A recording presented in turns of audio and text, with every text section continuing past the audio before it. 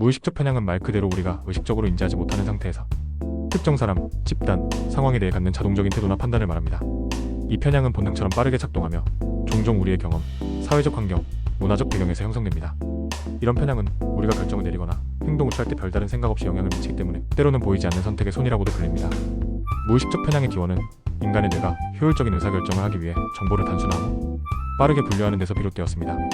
선사시대에는 낯선 상황에 대한 빠른 판단과 대응이 생존에 매우 중요했습니다.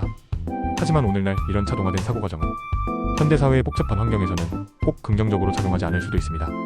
특히 우리가 상대를 판단할 때 이러한 무의식적인 편향이 작동하면서 부지불식 간의 공정함과 정의를 해칠 가능성이 생깁니다. 실제 사례를 볼까요?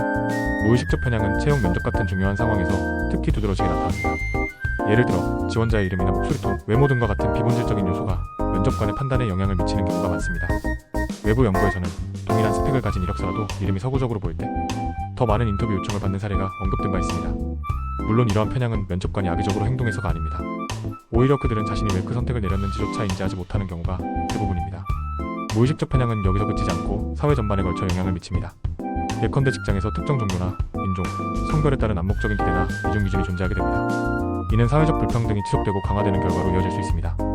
그래서 무의식적 편향은 작은 개인적 판단처럼 보이지만 실제로는 구조적인 문제와도 깊게 연관되어 있습니다. 또 다른 예로는 의료 시스템에서 나타나는 편향을 들 수 있습니다.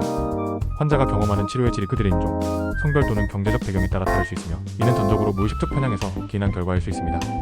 문제는 이런 편향이 우리 삶에 너무나 자연스럽게 스며들어 있다는 데 있습니다. 그렇다면 이 문제를 어떻게 해결할 수 있을까요? 완전히 무의식적 편향을 없애는 것은 어렵습니다. 그러나 우리는 이를 인지하고 최소화하는 방법을 배울 수 있습니다. 첫 단계는 우리가 무의식적 편향을 가지고 있다는 사실을 인정하는 것입니다. 그리고 이를 측정하거나 발견할 수 있는 테스트, 예를 들어 암묵적 연합 테스트 IAT 같은 것을 활용해 스스로를 점검하는 것이 중요합니다. 또 다양한 관점을 가진 사람들과 교류하며 시야를 넓히고 자신과 다른 배경을 가진 사람들에게 보다 열린 자세를 유지하려고 노력하는 것도 큰 도움이 될 수 있습니다. 실제 인물의 예를 들어보겠습니다. 팀 리더인 어씨는 무의식적으로 더 많은 믿음을 특정 성별의 팀원에게 두는 경향이 있었습니다. 그는 이걸 스스로 눈치채지 못한 채 과업을 분배하다 결과적으로 중요한 프로젝트에서 특정 성별 팀원에게 과도한 책임을 부여하고 다른 성별 팀원들에게는 상대적으로 단순한 업무를 배정하는 일이 반복되었습니다. 하지만 어씨는 자신의 무의식적 편향을 자각한 후 변화하기 위해 노력했습니다. 그는 팀원들과의 개별 면담을 통해 객관적인 피드백을 받고 업무 분배 시 개인의 역량과 전문성을 최우선적으로 고려하는 시스템을 도입했습니다. 이를 통해 그는 공정한 리더십을 발휘할 수 있었고 팀 내 신뢰와 성과 역시 크게 향상되었습니다. 이를 보면 알 수 있듯이 무의식적 편향은 인식하고 적극적으로 대응할 때 분명히 극복 가능한 문제입니다. 무의식적 편향에 대한 인식은 개인뿐만 아니라 조직 차원에서도 매우 중요합니다. 많은 기업과 기관에서 이 문제를 해결하기 위한 노력들이 이루어지고 있습니다. 예를 들어 채용 과정에서 공평성을 높이기 위해 능력 이력서를 도입하거나 직원들에게 편향에 대한 교육과 워크숍을 제공하기도 합니다. 이러한 노력들은 단순히 개인의 편견을 줄이는 데만 그치지 않고 더 나아가 조직의 다양성과 포용성을 강화하며 장기적으로는 조직의 혁신성과 경쟁력을 높이는 데 기여할 수 있습니다. 무의식적 편향은 우리가 완전히 제거할 수는 없지만 꾸준히 인식하고 개선하려는 노력을 통해 공정하고 더 나은 사회를 만드는 데 중요한 역할을 할 수 있습니다.